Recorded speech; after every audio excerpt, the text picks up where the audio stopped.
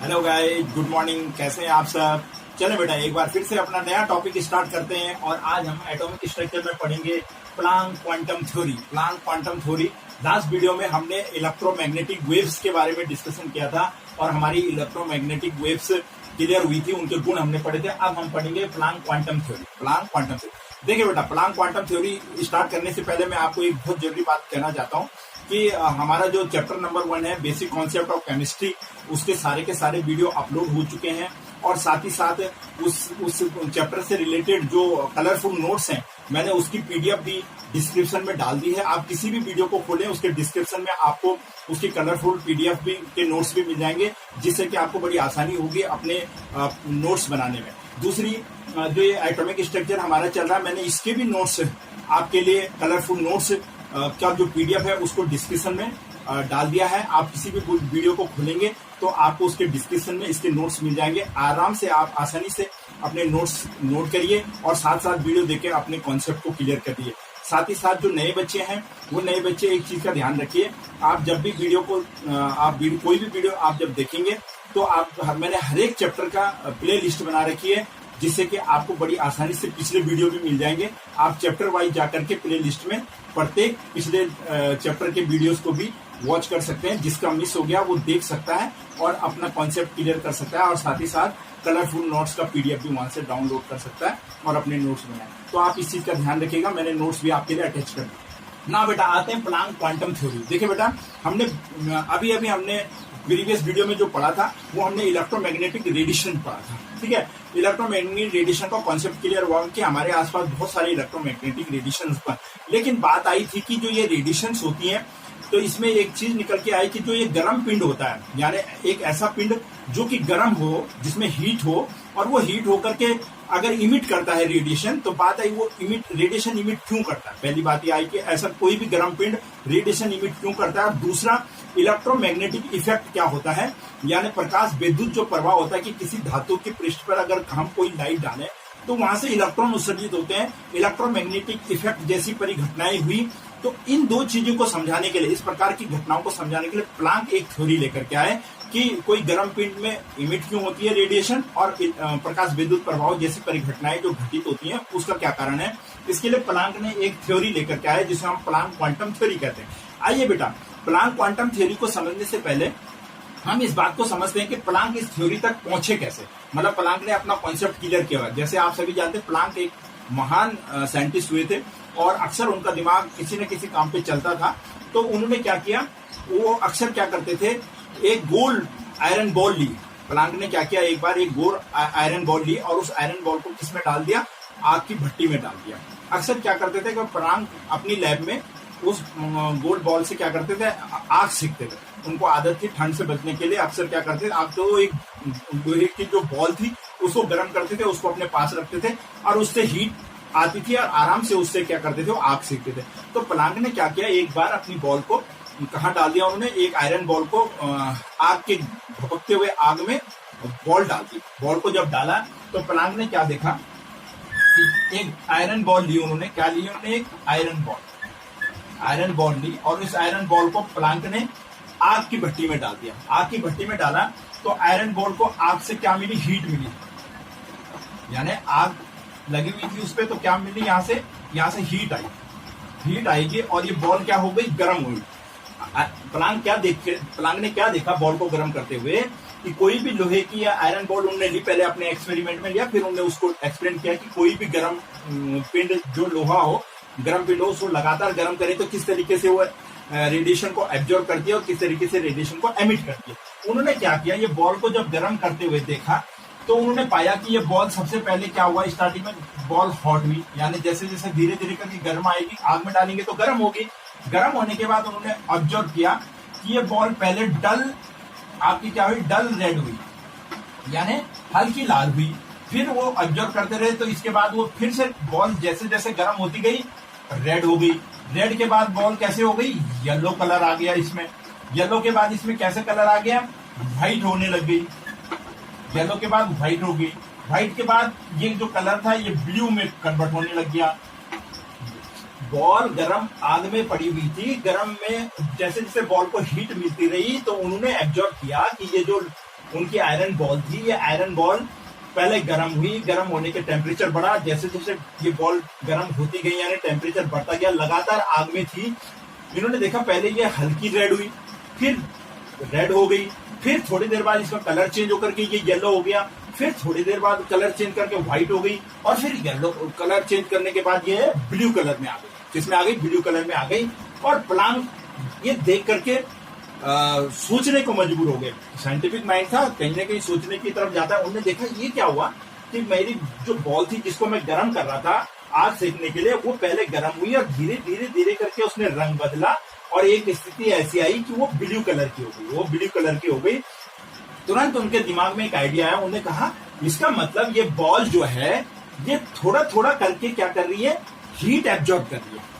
उनके दिमाग ने हिट किया और क्या कहा, दिमाग में क्या बात आई कि ये जो लोहे की गेंद है ये धीरे धीरे करके पहले ये कुछ एनर्जी ले रही, ये गर्म हुई, फिर इसने कुछ और एनर्जी ली, ये रेड कलर की हो गई, फिर इसने कुछ और एनर्जी ली, ये और रेड हो गई, फिर कुछ और एनर्जी ली, येलो हो गई, फिर और ली, फिर व्हाइट हो गई। फिर उन्होंने कहा इसका मतलब ये बॉल टुकड़ों में क्या ले रही है? एनर्जी एब्जॉर्ब कर रही है। टुकड़ों में क्या कर रही है? और जैसे जैसे एनर्जी एब्जॉर्ब कर रही है वैसे वैसे जैसे जैसे इसका ताप बढ़ता जा रहा है एनर्जी एब्जॉर्ब करने के या हीट एब्जॉर्ब करने के बाद इसका कलर बदलता जा रहा है, कलर बदलता।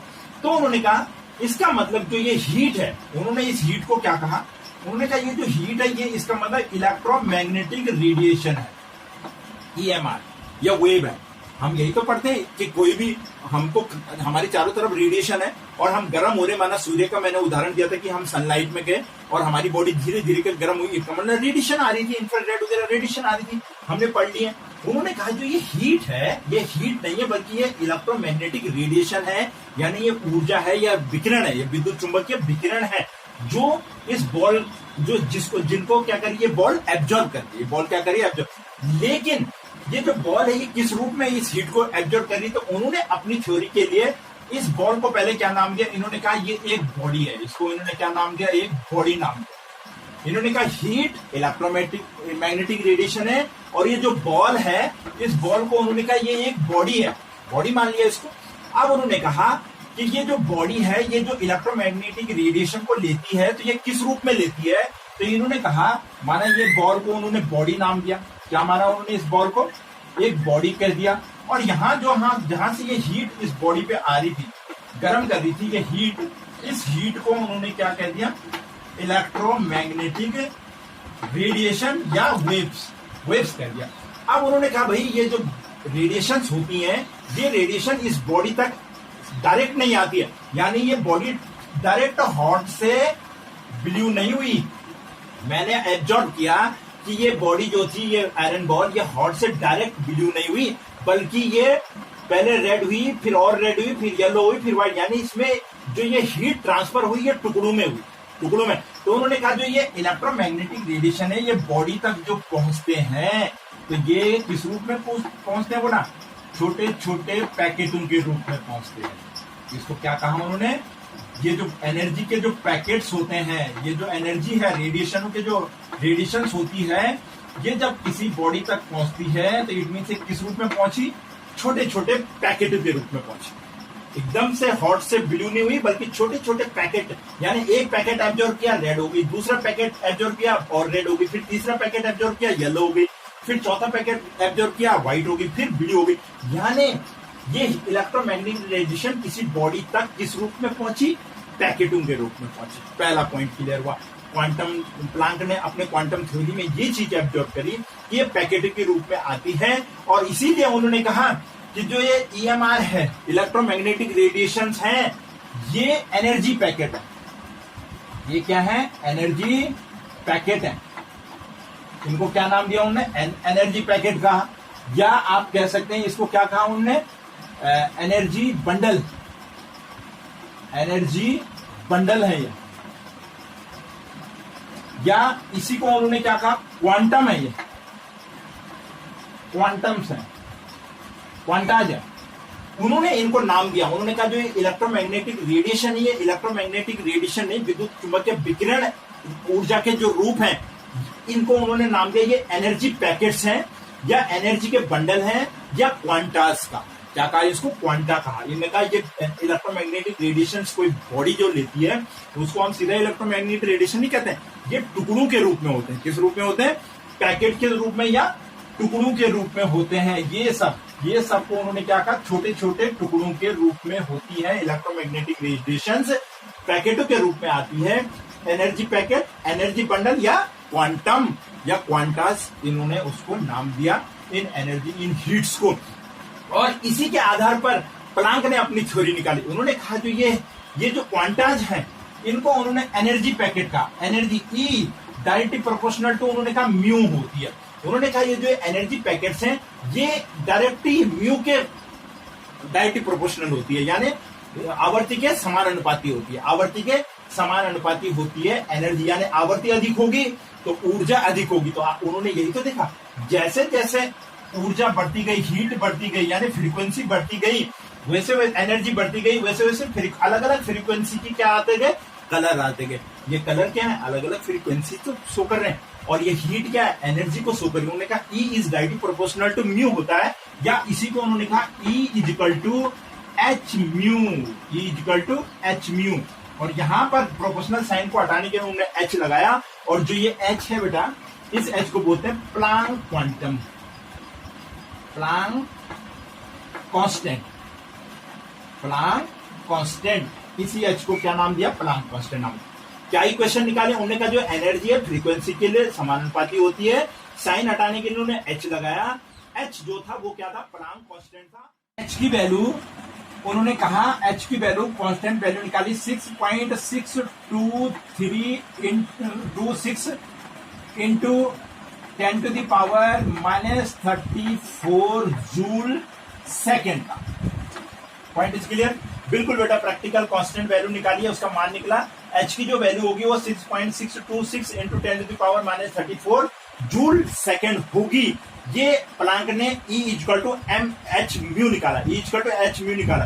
देखें बेटा, अगर इसी को हम देखें, हम जानते हैं, we know it very well, क्या C इक्वल टू, हम क्या जानते हैं, C equal to mu lambda mu. C क्या होती है हमारी, mu into lambda, mu into lambda होता है। C इक्वल टू, अगर यहां से हम म्यू निकाल दें तो म्यू इक्वल टू क्या हो जाता है हमारा, C अपॉन लेमडा। हम पढ़ चुके हैं तरंग दैर्ध्य और वेलोसिटी के रूप में हम पढ़ चुके हैं कि वेलोसिटी क्या होती है किसी भी तरंग की, म्यू इंटू लेमडा होती है। और अगर हम यहाँ से म्यू निकाल दें तो C अपॉन लेमडा, इस वैल्यू को अगर हम यहाँ पुट कर दें, ये म्यू की वैल्यू अगर हम यहाँ पुट कर दें तो E इक्वल टू क्या हो जाएगा हमारा, देखिए E इक्वल टू हो जाएगा हमारा HC upon lambda.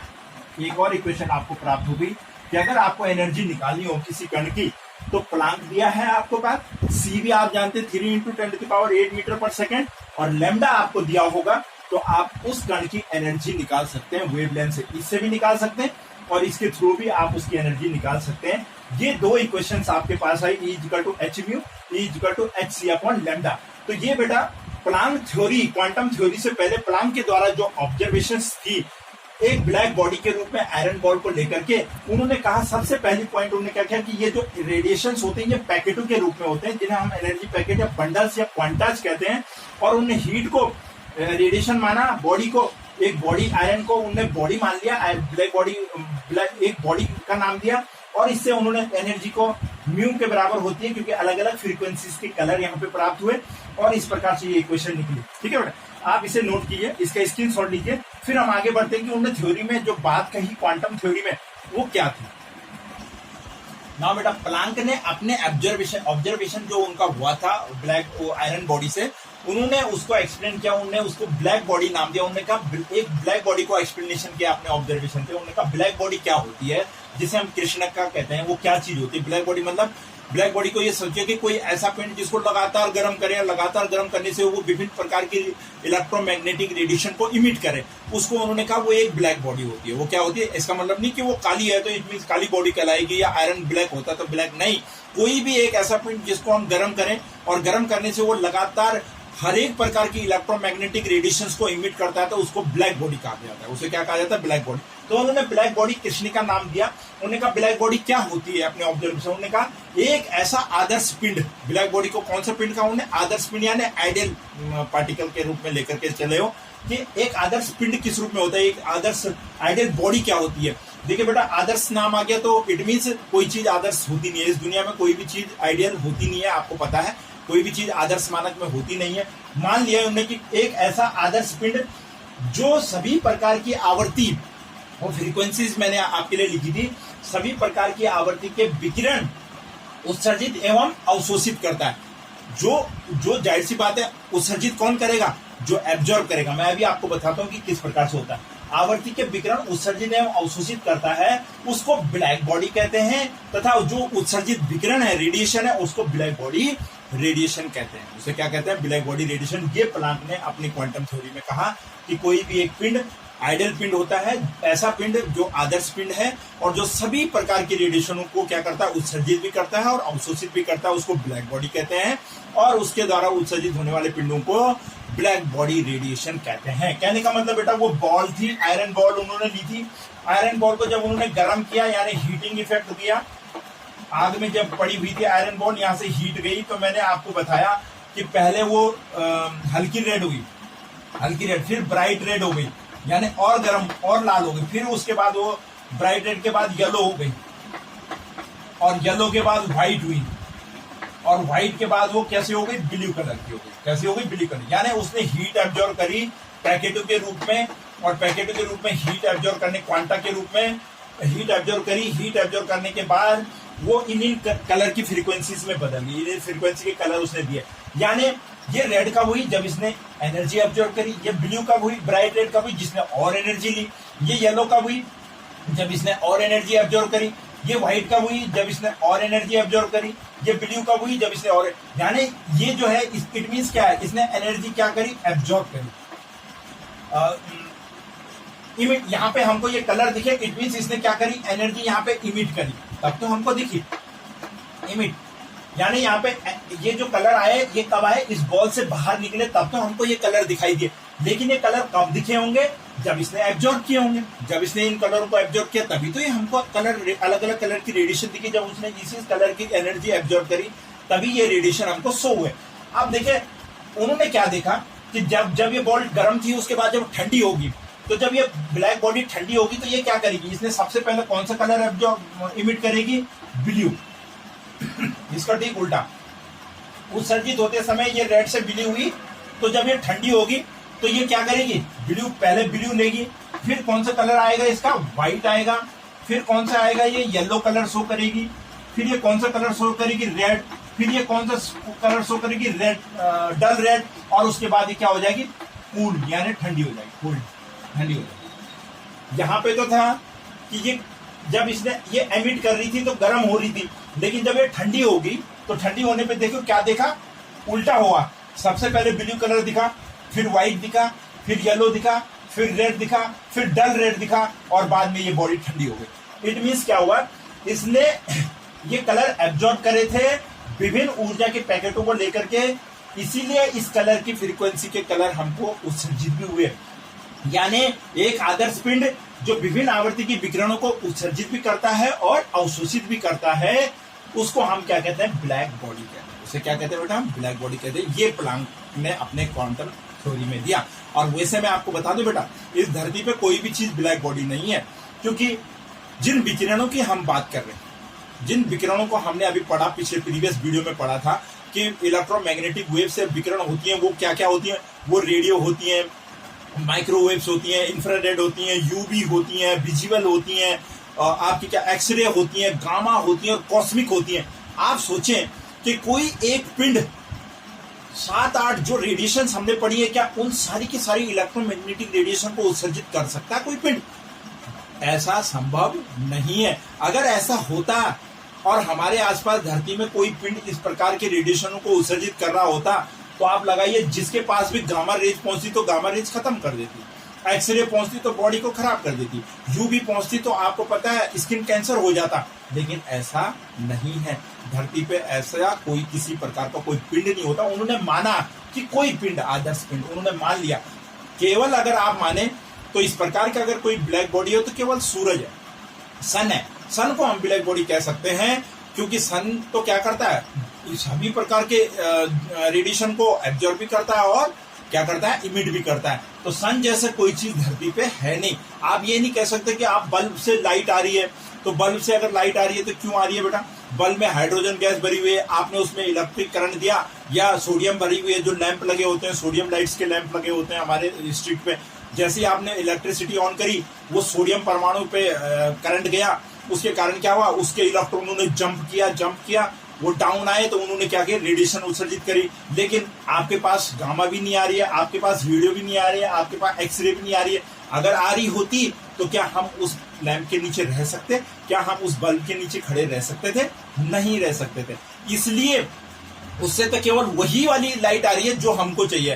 Tube light white colour दे रही है, जो स्ट्रीट लैंप है, सोडियम लैंप जिन्हें हम कहते हैं, वो येलो कलर दे रहे हैं, यानी येलो कलर की फ्रीक्वेंसी की लाइट को क्या कर रहे हैं, इमिट कर रहे हैं। तो इसका मतलब कोई भी पिंड ब्लैक बॉडी नहीं होता है।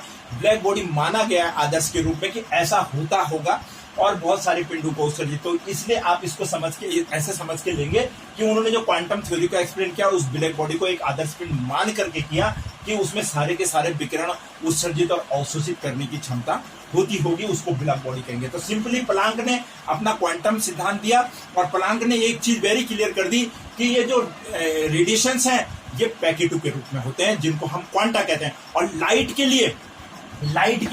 के फॉर्म में, अगर केवल प्रकाश की बात करें कि प्रकाश के फॉर्म में इन विकिरणों को हम क्या कहेंगे, तो फोटोन। उन्होंने क्या नाम दिया इसको, फोटोन नाम दिया। क्या नाम दिया, फोटोन। ध्यान रखिए, लाइट के रूप में इन पैकेटों को क्वांटा नहीं, फोटोन कहते हैं। यानी आप कह सकते हैं इस ब्लैक बॉडी ने बहुत सारी फोटोन्स ली, और तब जाकर के ये क्या हुई, इन विभिन्न प्रकार की फ्रीक्वेंसी में आई। तो लाइट के फॉर्म में हम इसको फोटोन कहते हैं, नॉर्मली हम इसको क्या कहते हैं, क्वांटा कहते हैं, या पैकेट्स कहते हैं, या बंडल कहते हैं, एनर्जी बंडल्स कहते हैं। तो बेटा ये है आपके पास प्लांक क्वांटम थ्योरी, जो मैंने आपको थोड़ा एक्सप्लेन कराने की कोशिश करी है कि आपकी समझ में आए कि ब्लैक बॉडी क्या होती है, ब्लैक बॉडी रेडिएशन हम किसको कहते हैं, और किस प्रकार से प्लांक अपने इस एक्सपेरिमेंट तक पहुंचे, और उन्होंने उसको अपनी एक थ्योरी दी, जिसके आधार पर यह क्लियर हुआ कि कोई पिंड इन रेडिएशनों को क्या करता है, उत्सर्जित करता है। लाइट के रूप में उन्होंने फोटोन कहा, और आपको पता है ये एच म्यू E=H ही फोटोन की ऊर्जा है। क्या है, एक फोटोन की ऊर्जा है, और यही प्रूफ है कि वाकई में इलेक्ट्रॉन भी इसी रूप में। आगे जब हम चलेंगे अभी बोर मॉडल की तरफ, फिर हम इस पर एक्सप्लेन करेंगे कि इलेक्ट्रॉन कैसे ये H म्यू एनर्जी को लेकर के एक कक्षा से दूसरी कक्षाओं में जंप करता है। ये है बेटा आपका क्वांटम थ्योरी। इसे स्क्रीनशॉट ले लीजिए, अच्छे से पढ़िए, वीडियो को शेयर जरूर कीजिए। क्वांटम प्लांक क्यों इंपॉर्टेंट है ये मैंने आपको समझा दिया। बहुत इंपॉर्टेंट चीज है हमारे पास H म्यू, इसलिए ये अलग से मैंने टॉपिक आपके लिया है। इसे शेयर जरूर कीजिए, वीडियो को जरूर देखिए। Thank you.